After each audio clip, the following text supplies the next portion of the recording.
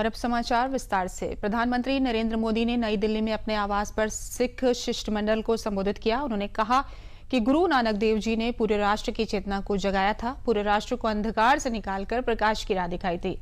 हमारे गुरुओं ने पूरब से पश्चिम, उत्तर से दक्षिण पूरे भारत की यात्राएं की। हर कहीं उनकी निशानियां हैं, उनकी प्रेरणाएं हैं, उनके लिए आस्था है। हमारे गुरुओं ने हमें साहस और सेवा की सीख दी है। दुनिया के अलग अलग हिस्सों में बिना किसी संसाधन के हमारे भारत के लोग गए और अपने श्रम से सफलता के मुकाम हासिल किए। यही स्पिरिट आज नए भारत की भी है।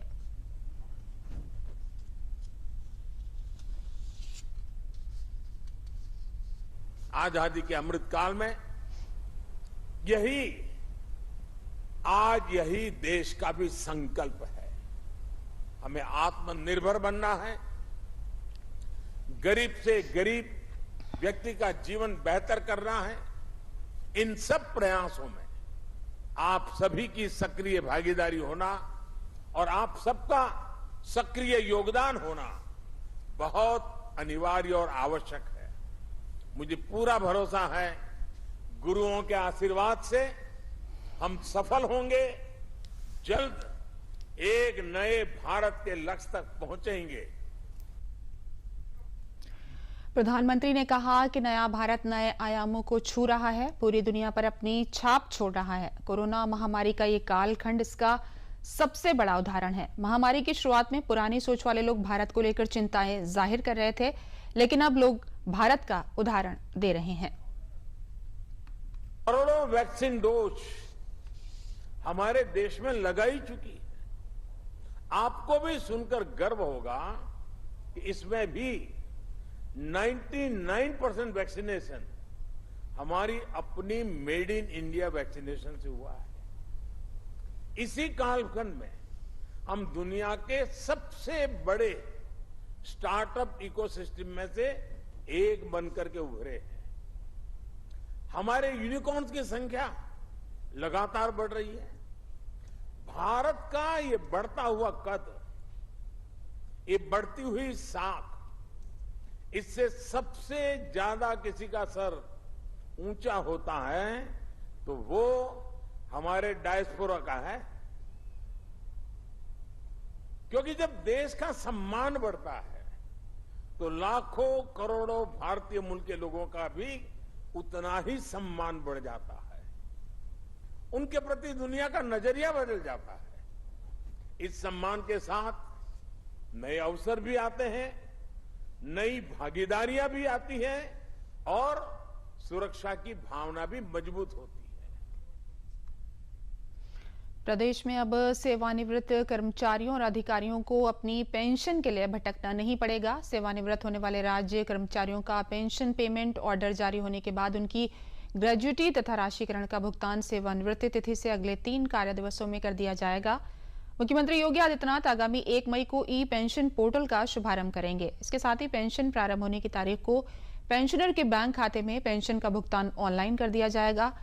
इस प्रणाली के तहत कर्मचारी को उसके लॉगिन आईडी के क्रियाशील हो जाने के 1 महीने के अंदर अपना यूनिक एम्प्लॉय कोड और पंजीकृत मोबाइल नंबर का इस्तेमाल कर ई पेंशन पोर्टल पर प्रदर्शित हो रहे फॉर्म को ऑनलाइन भरना होगा। वो अपने सेवा संबंधी अभिलेख पोर्टल पर अपलोड भी कर सकता है। इस सेवा के शुरू होने से भ्रष्टाचार पर काफी हद तक लगाम लग सकेगी। प्रदेश के उप मुख्यमंत्री केशव प्रसाद मौर्य 2 दिवसीय दौरे पर मथुरा पहुंचे। सबसे पहले उन्होंने भाजपा कार्यकर्ताओं और पदाधिकारियों के 3 दिवसीय प्रशिक्षण शिविर में भाग लिया। उन्होंने संस्कृति विश्वविद्यालय में कार्यकर्ताओं के पदाधिकारियों को प्रशिक्षण दिया। भाजपा कार्यकर्ताओं को संबोधित करते हुए उन्होंने कहा कि समस्त पदाधिकारी और कार्यकर्ता सरकार द्वारा चलाई जा रही जन कल्याणकारी योजनाओं को गांव-गांव तक पहुंचाने का काम करें, जिसमें गरीब लोगों को जन कल्याण योजनाओं का लाभ मिल सके। वहीं आने वाले नगर निकाय चुनाव और 2024 के लोकसभा चुनाव के लिए कार्यकर्ताओं तथा पदाधिकारियों को जीत का मंत्र भी दिया।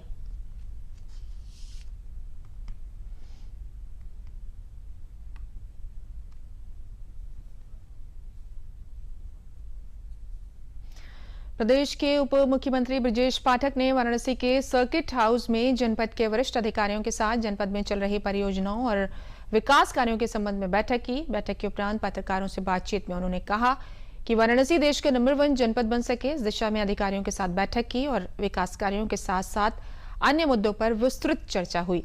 प्रधानमंत्री की मंशा के अनुरूप प्रदेश के साथ साथ देश की तरक्की में उत्तर प्रदेश बढ़ चढ़कर हिस्सा ले रहा है और महत्वपूर्ण जिम्मेदारियों को निभा रहा है। उन्होंने कहा कि प्रदेश की स्वास्थ्य सेवाओं में जल्द ही परिवर्तन देखने को मिलेगा।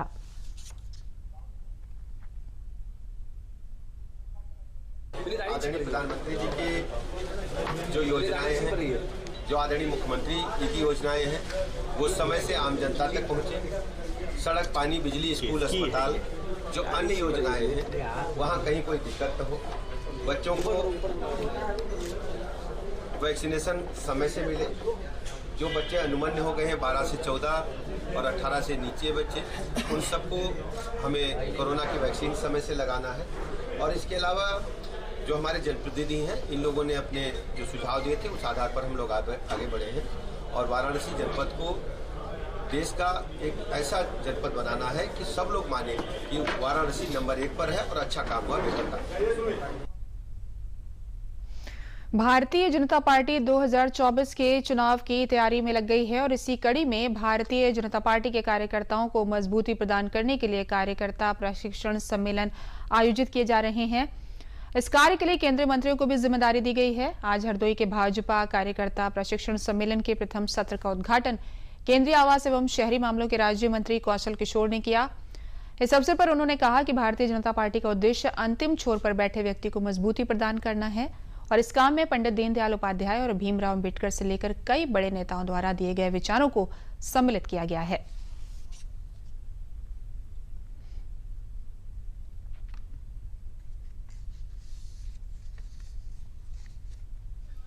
तो पार्टी राष्ट्रीय स्वयंसेवक संघ से भारतीय जनसंघ, भारतीय जनसंघ से भारतीय जनता पार्टी का निर्माण और क्या क्या उसका इतिहास रहा है, किस तरीके से तमाम संघर्ष किए, आंदोलन किए, देश की आज़ादी के आंदोलन में या पूरे देश को राष्ट्रव्यापी आंदोलन में, जनता के हित के लिए, गरीबों के लिए, वंचितों के लिए, पिछड़ों के लिए और सभी वर्ग के लिए हमारी पार्टी किस तरह लड़ती रही। और आज इसलिए प्रधानमंत्री जी ने नारा दिया है कि सबका साथ, सबका विकास, सबका विश्वास और सबका प्रयास। फिर से हिंदुस्तान को एक मजबूत भारत देश बनाना है, दुनिया में विश्व गुरु बनाना है। इसके लिए भारतीय जनता पार्टी काम कर रही है मोदी जी के नेतृत्व में।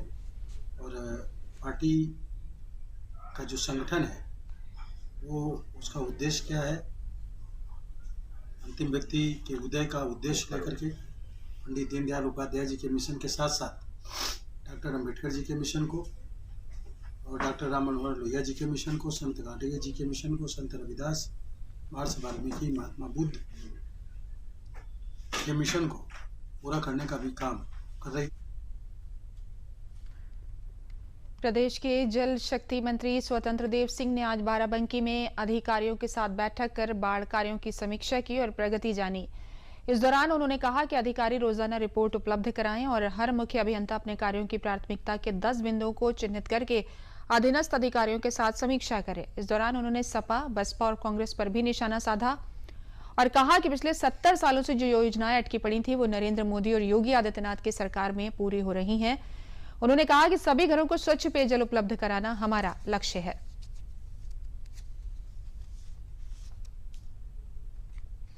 के सभी गांवों में 100% ग्राम सभाओं में, छोटे बड़े पूर्वों में भी 2024 तक सभी के घर में शुद्ध जल, नल द्वारा शुद्ध जल पहुंच जाएगा। ये आदरणीय मोदी जी का सपना है, राज्य के अंदर योगी जी का सपना है कि जीवन लोगों का सुरक्षित होना चाहिए और शुद्ध जल मिलने से जीवन सुरक्षित भी रहेगा, स्वस्थ भी रहेगा। जो वातावरण 70 सालों में सपा, बसपा, कांग्रेस ने किया है, आज सभी आदरणीय मोदी योगी जी के नेतृत्व में वही योजनाएं आज पूरी हो रही जो 70 सालों में पूरी नहीं हुई।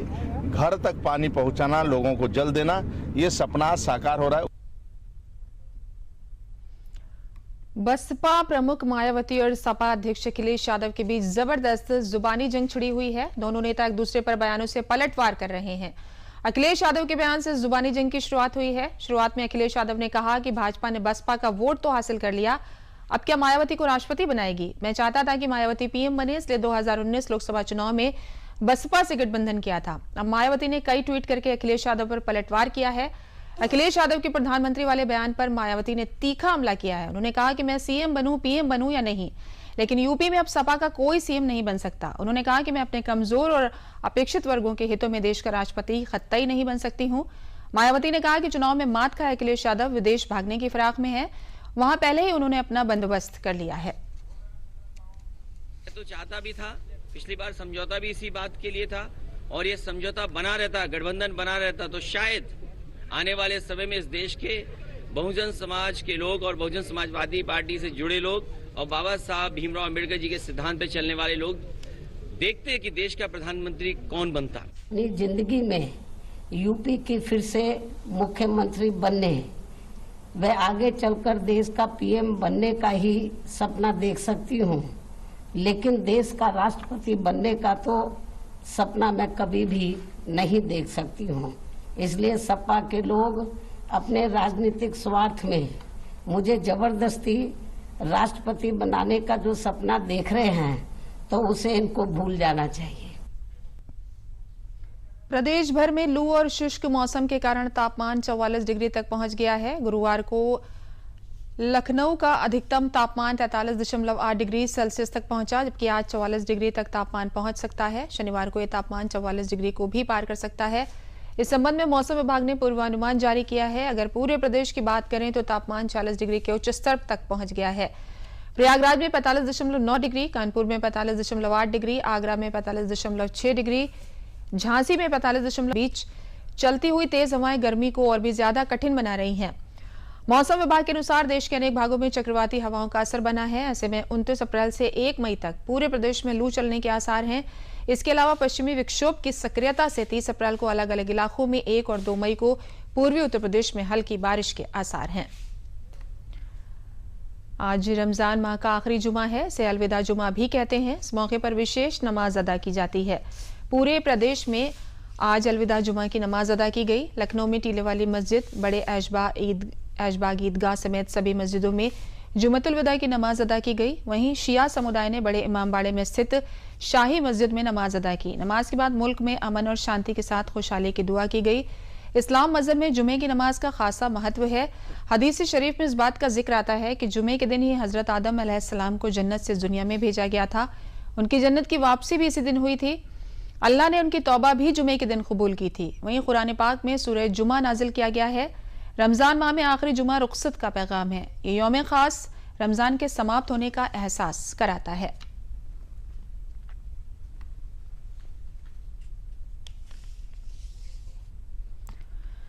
जनपद रामपुर में आज जुमतुल विदा की नमाज गंगा जमुनी तहजीब की मिसाल कायम करने वाला दिन बन गया। जुमा अलविदा की नमाज जामा मस्जिद में अदा की गई। गैर मुस्लिम भाइयों ने भी नमाजियों को मुबारकबाद दी और एक दूसरे को फूल देकर गले लगाया। भाजपा के कई वरिष्ठ नेता और कई प्रशासनिक अधिकारी तथा पुलिस प्रशासन ने मुस्तैदी से सुरक्षा के बीच शांतिपूर्वक जामा मस्जिद में अलविदा की नमाज अदा कराई।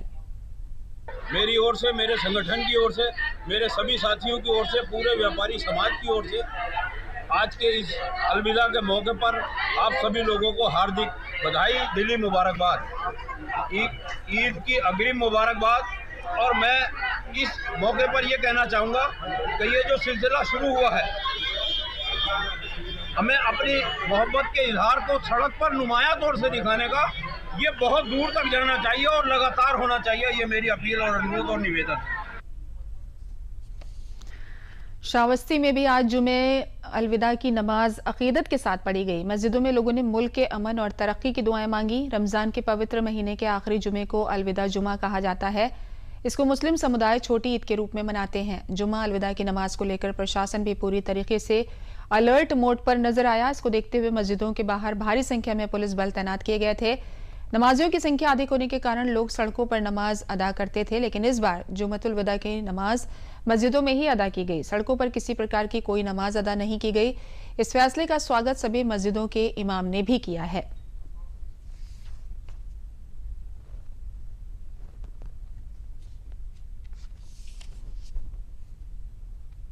जुमेतुल विदा जो है हम जाते हुए रमज़ान को याद करके मनाते हैं।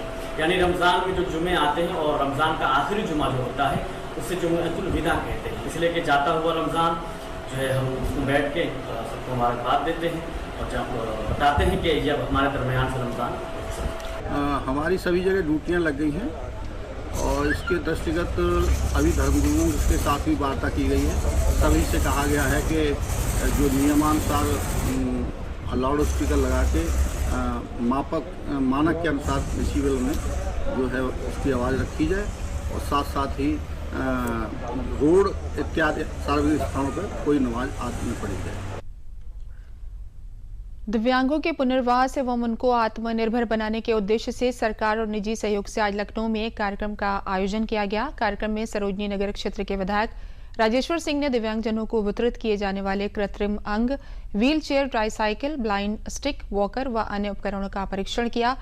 इस मौके पर मुख्य चिकित्सा अधिकारी के सहयोग से विकलांगता का मेडिकल प्रमाण पत्र, रेल पास, बस पास विकलांग कल्याण विभाग के सहयोग से बनाए गए। क्षेत्रीय विधायक डॉक्टर राजेश्वर सिंह ने कहा कि अगर एक सक्षम नागरिक असमर्थ लोगों की आंशिक मदद भी करने लगे तो समाज की स्थितियां बदल सकते हैं।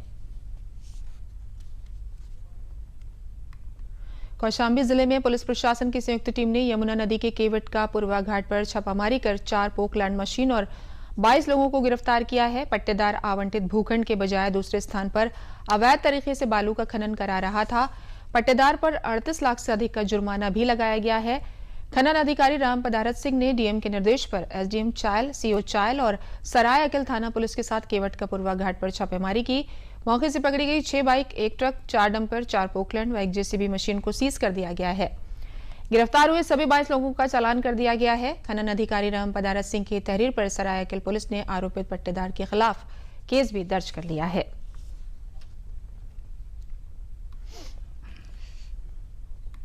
थाना सरायकिल क्षेत्र में जो यमुना नदी में अवैध खनन की शिकायतें मिल रही थी, इसमें मेरे द्वारा और जिलाधिकारी महोदय के द्वारा और सारी टीम को लेके वहाँ पे इसका औचक निरीक्षण किया गया, जिसमें वहाँ पे इलीगल माइनिंग होते पाया गया और करीब 4 पोकलैंड मशीनें हैं, 1 जेसीबी मशीन है, 4 डंपर हैं, 1 ट्रक है, इसके अलावा 4 ट्रॉली जो वहाँ पे इलीगल माइनिंग के जो भी रेते के साथ में ओवरलोडिंग के साथ में भरी हुई वहाँ पे मिली गई थी और करीब 5 वहाँ पे मोटरसाइकिल्स मिली थी उस तरीके से और करीब 22 लोग वहाँ पे मौके पे पाए गए थे। उन सब लोगों को वहाँ से मौके से गिरफ्तार किया गया और इन सभी को सीजर की कार्रवाई की गई है। इसमें मुकदमा पंजीकृत किया गया है जो माइनिंग एक्ट की जो उचित धारा है उसमें और आईपीसी की जो सुसंगत धारा है इन सब में इसमें मुकदमा पंजीकृत किया गया है। इन सब लोगों के लिए सब लोगों के विरुद्ध कार्रवाई की जा रही है और साथ ही साथ जो भी जो ये माइनिंग खंड जिनके नाम पे था और जिन लोगों के द्वारा इसमें इलीगल कार्रवाई जो की जा रही थी उन सब के विरुद्ध भी इसमें विवेचना की जा रही है और उनके खिलाफ भी इसमें प्रभावी कार्रवाई करते हुए उनको गिरफ्तार करके जेल भेजा जाएगा। इसी के साथ समाचार समाप्त हुए। नमस्कार।